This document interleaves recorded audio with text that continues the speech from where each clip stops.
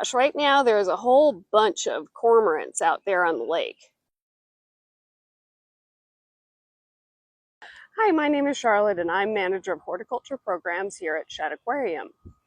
In the spring and fall, my favorite place to garden is right here where I'm standing, which is called the Migratory Bird Garden. And that's because while I'm working, I might have a chance at seeing a few of the over 300 species of birds that pass through Chicago each spring and fall. What makes a good bird garden, if you kind of look around this garden, is you're going to see things of all different heights and shapes and sizes, just like the kind of birds that come through here. So different birds have different needs. There's a lot of birds that like to travel along the ground in sort of grassy textures and shrubby stuff. We also have evergreen trees, and we have deciduous trees, and we have fruit-bearing trees.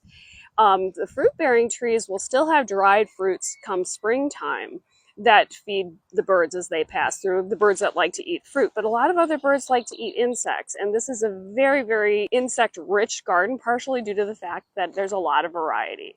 So if you happen to have a garden and you want to attract birds, think variety, variety, variety.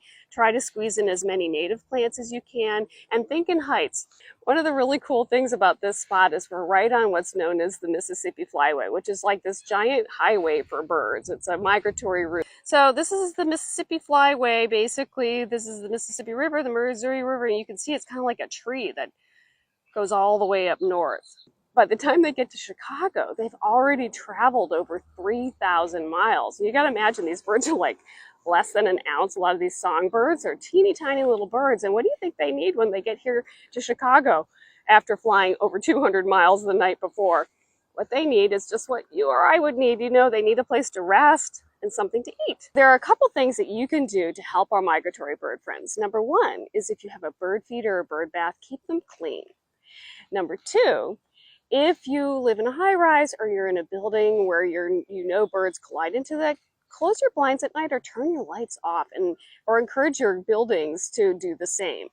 Number three, there are many inexpensive measures that you can take to keep birds from colliding into your windows, and there's tons of information online. Just look into it and take steps to do that ahead of migratory bird season, which starts in February, in the spring, and then picks up again in early summer for the fall.